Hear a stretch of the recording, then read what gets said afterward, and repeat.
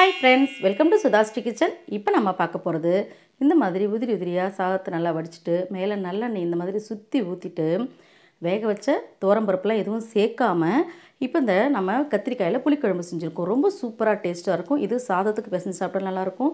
இட்லிக்கு, தோசைக்கு, சப்பாத்தி வச்சு சாப்பிட்டா ரொம்ப சூப்பராக இருக்கும். அதுக்கு முன்னாடி நம்மளோட சேனலை சப்ஸ்கிரைப் பண்ணிக்கோங்க. இப்போ எப்படி செய்கிறதுன்னு பார்க்கலாம். இப்போ ஸ்டவ்வில் வாணலி வச்சுருக்கேன். 2 ஸ்பூனுக்கு நான் மல்லி விதைகளை சேர்த்துக்கிறேங்க. 4 சிகப்பு மிளகாய் சேர்த்துக்கலாம். இப்போ நம்ம வறுத்த நிலக்கடலை எனக்கு இருக்குது எங்கள் வீட்டில். அதனால் இதை நான் தோலெல்லாம் உரித்து எடுத்துகிட்டு வந்துடுறேங்க. தோலெல்லாம் உரித்து இந்த மாதிரி எடுத்துகிட்டு வந்துட்டு இது கூட சேர்த்து நம்ம வறுத்துக்கலாம்.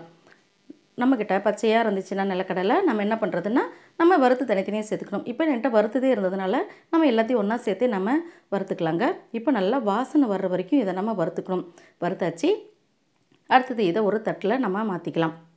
மாற்றிட்டு இப்போ இது நல்லா சூடு ஆறின பிறகு குறப்பாக அரைச்சி எடுத்துகிட்டு வந்துடலாங்க. இப்போ அதே வானிலையில் 2 ஸ்பூனுக்கு எண்ணெய் சேர்த்துக்கலாம். குக்கிங் ஆயில் சேர்த்துருக்கேன். கடுகு 1/4 ஸ்பூனு, உளுந்தம்பருப்பு ஒரு 1/4 ஸ்பூனு, பெருங்காயம் கொஞ்சம், எல்லாத்தையும் சேர்த்துட்டு கலர் மாறின பிறகு சின்ன வெங்காயத்தை இந்த மாதிரி குட்டி குட்டியாக கட் பண்ணிச்சு ஒரு 1/2 கப்பு சேர்த்துக்கலாங்க. இது நல்லா கலர் சேஞ்ச் ஆகிற அளவுக்கு நம்ம இதை வதக்கிக்கணுங்க. இப்போது கலர் நல்லா சேஞ்ச் ஆகிடுச்சு பாருங்கள். இந்த மாதிரி வர வரைக்கும் வதக்கிட்டு தக்காளி ஒரு 2 எடுத்திருக்கேன். குட்டி குட்டியாக கட் பண்ணி வச்சுருக்கேன். அதையும் இது கூட சேர்த்துக்கலாம். இப்போ தக்காளியும் நல்லா குழைவாக நமக்கு வதங்கணும். அந்த மாதிரி வர்ற வரைக்கும் நம்ம வதக்கிக்கலாம். இப்போ தக்காளியும் நல்லா குழைவாக வதக்கியாச்சுங்க. இப்போ இந்த மாதிரி வந்திருக்கு. அடுத்தது ஒரு நெல்லிக்காய் அளவு புளி எடுத்து தண்ணியில் கரைச்சி வச்சுருக்கேன். இதையும் நம்ம சேர்த்துக்கலாம். சேர்த்துட்டு இது நல்லா கொதித்து வரணும். பச்சை வாசனை போக இந்த புளி தண்ணியெலாம் நல்லா கொதித்து வரணுங்க. அது வரைக்கும் நல்லா இது கொதிக்கட்டும். அடுத்தது இந்த மாதிரி கத்திரிக்காய்கள் எடுத்து நான் நீல வாக்கில் கட் பண்ணி வச்சுருக்கேங்க. ஒரு 1/4 கிலோ எடுத்திருக்கேன்.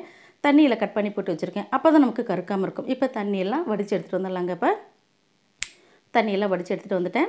இப்போ இந்த கத்திரிக்காய்கள் எல்லாத்தையும் இந்த புளி தண்ணி கூடயே சேர்த்துருவோம்.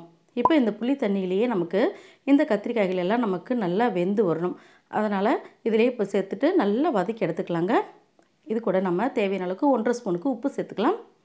அடுத்தது மஞ்சத்தூள் ஒரு 3/4 ஸ்பூனுக்கு எல்லாத்தையும் சேர்த்துட்டு நம்ம இது வதக்கி விட்டுகிட்டே இருக்கலாம். வதக்கும்போது நமக்கு கலர் மாறும். இப்படி ஒரு மூடி வச்சு மூடிட்டோம்னா ஒரு 5 நிமிஷம் இருந்தால் போதும். நல்லா வெந்துடும் நமக்கு.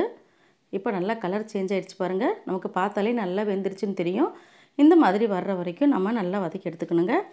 அடுத்தது நம்ம பொடி செஞ்சு வச்சுருக்கோம் பார்த்தீங்களா, நிலக்கடலை பவுட்ரு, அது எல்லாத்தையும் இதோட சேர்த்துக்கலாம்.